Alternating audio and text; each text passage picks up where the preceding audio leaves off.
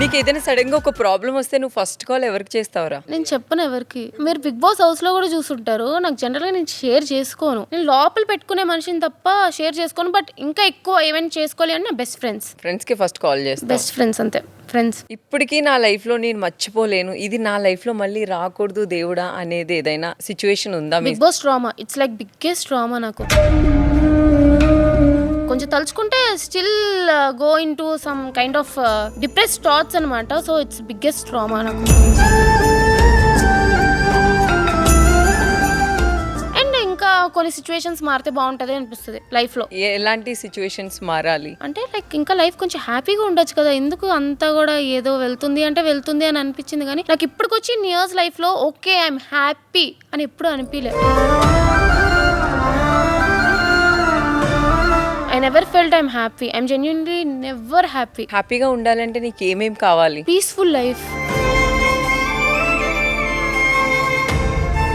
ఇంకా మ్యారేజ్ అవ్వలేదు, ఒక ఫ్యామిలీ ఓన్లీ No. ఒక కిడ్వి నువ్వు అంతే.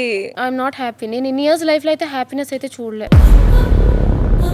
ప్రతిదీ బాగుండాలి, ఏది కూడా లైక్ డిస్టర్బెన్సెస్ ఉండకూడదు. ఫస్ట్ ఈ గొడవలు గోల ఇది ఉండకూడదు. సో అంతా బాగుండాలి. శ్రీజ, నువ్వు మనుషులు ఉంటే హ్యాపీగా ఉంటావా, డబ్బులు ఉంటే హ్యాపీగా ఉంటావా? యాక్చువల్లీ నాకు ఫ్యామిలీ ఇష్టం. సో ఫ్యామిలీతో ఉన్నంతసేపు హ్యాపీగా ఉంటా. But money is not like వద్దు అని అయితే నేను అనను. మనీ కావాలి ఎవరికైనా సరే. ఎవరైనా సరే నాకు మనీ వద్దు అని అంటే అదంతా ఏదో చెప్పడానికి నామకే వాసి చెప్తున్నారే కానీ డబ్బులు వద్దు అని అనే వాళ్ళని అయితే నేను నమ్మ. సో నాకు డబ్బులు కావాలి.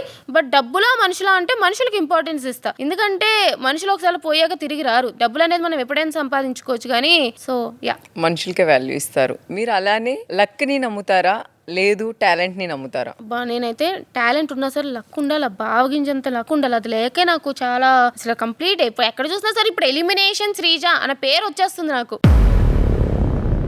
అక్కడ ఎలిమినేట్ అయ్యి బిబిజోడ్లో ఎలిమినేట్ అయ్యి అసలు ఏ సిచ్యువేషన్స్ బాగాలేదు. నాకు ఎంత హార్డ్ వర్క్ చేస్తున్నా సరే ఆ లక్ లేకపోతే మాత్రం ఫెయిల్యూర్సే వస్తాయి. అంటే మీకు లక్ ఉందనుకుంటున్నారా, లేదనుకుంటున్నారా? లేదా అసలు రే నువ్వేంట్రా బిగ్ బాస్ హౌస్ కి వెళ్ళి ఇంత మందికి నచ్చిన అమ్మాయి అయిపోయావు? అది నేను కాదనట్లేదు. బట్ ఏంటంటే ఇంకా ఉండాల్సిన అమ్మాయి ముందు వచ్చేసింది. సో అది నాకు లక్ లేకపోవడం వల్లే ముందు వచ్చేసింది అని ఫీల్ అవుతా. అండ్ ఒకసారి కాదు 2 సార్లు వచ్చేసా. అండ్ బీబీ జోడీకి వెళ్ళినా అక్కడ కూడా ఫస్ట్ వీకే వచ్చేసాను అనమాట. సో సమ్వేర్ ఎక్కడో లక్ ఉండాలి. ఎంత హార్డ్ వర్క్ చేసినా సరే లక్ లేకపోతే ఎదగలేము, సక్సెస్ రాదు లైఫ్ లో. సరే నువ్వు దేవుడిని కోరుకోవాలంటే అసలు నువ్వేం కోరుకుంటావు? Happiness, peace, love and money. ఏంట్రా అసలు నువ్వు మనశ్శాంతిగా లేవా? నువ్వు చెప్తుంటే నువ్వు ఒక డిప్రెషన్ లో ఉన్నావనే ఫీలింగ్ నాకు వస్తుంది. డిప్రెషన్ ఇస్, నేను అంత పెద్ద వర్డ్స్ యూస్ చేయను. డిప్రెషన్ అని కాదు కానీ జెన్యూన్ గా హ్యాపీ అనేది ఒకటి ఉంటది. ఓకే ఐఎమ్ జెన్యూన్లీ హ్యాపీ అనేది అది నాకు ఎప్పుడు లేదనమాట. I can openly say that. So అది నాకు కావాలి. ఫస్ట్ హ్యాపీనెస్ కావాలి. హ్యాపీనెస్ ఎప్పుడు వస్తుంది అంటే పీస్ ఉన్నప్పుడు వస్తుంది అనమాట. తర్వాత ప్రేమ కావాలబ్బా,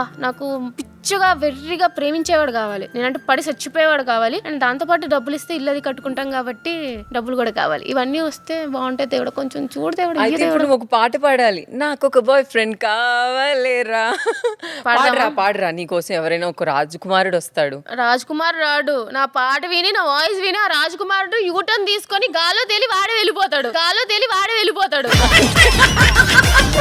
సరే నా కోసం పాడు. నాకు ఒక బాయ్ ఫ్రెండ్ కావాలి రా. బాయ్ ఫ్రెండ్ అంటే గర్ల్స్ కి బూస్టే కదా. బాయ్ ఫ్రెండ్ లేని లైఫ్ వేస్ట్ కదా. బాయ్ ఫ్రెండ్ కావాలి. రాడెవడు ఇది చూసి పారిపోయి వెళ్ళిపోతాడు. మొత్తానికైతే నీ లైఫ్ లో ఇవి 3 కావాలని కోరుకుంటా. అంతేనా?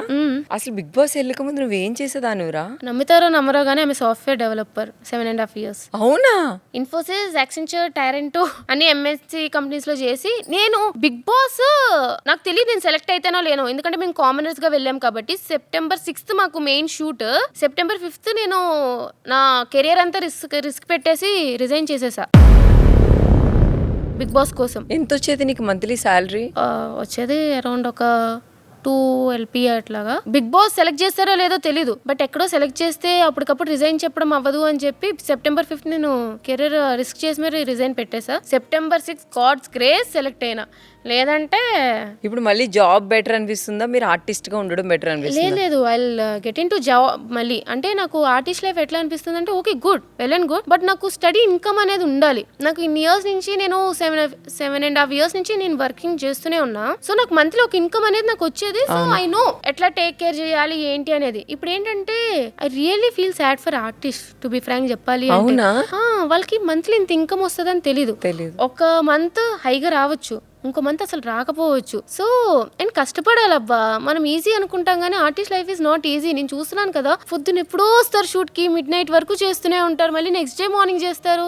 It's not at all easy, కష్టపడుతున్నారు. బట్ ఆ కష్టం ఇట్స్ లైక్ అన్ని విధాలుగా పని చేస్తుందా అంటే ఒక రోజు పని చేయొచ్చు, ఇంకో రోజు పని చేయకపోవచ్చు. దీంట్లోనే కెరియర్ అయితే బిల్డప్ చేసుకోను. But I love being a artist, నిజం చెప్తున్నా, నాకు నచ్చుతుంది. బట్ అట్ సెట్ సాఫ్ట్వేర్ కూడా ఐ స్టార్ట్ సర్చింగ్ జాబ్స్ కూడా. ఇప్పుడు కూడా మీరు జాబ్ చేయడానికి రెడీ? యా నేను త్వరలోనే జాబ్ సెర్చ్ కూడా స్టార్ట్ చేస్తా. అసలు ఇంత మంచి అమ్మాయి మీ ఇంటికి రావాలని అనుకుంటున్నారు కదా, ఒక పక్కన జాబ్, ఒక పక్కన ఆర్టిస్ట్ గా. నాకు సాఫ్ట్వేర్, నాకు కోడింగ్ చేయడం అన్నా, జనరల్ గా నాకు నా బ్రెయిన్ కి కొంచెం ఏదైనా పదును చెప్పే పనులు చేయడం అన్నా చాలా ఇష్టం. అందుకే నాకు సాఫ్ట్వేర్ ఫీల్డ్ అంటే కూడా ఇష్టం.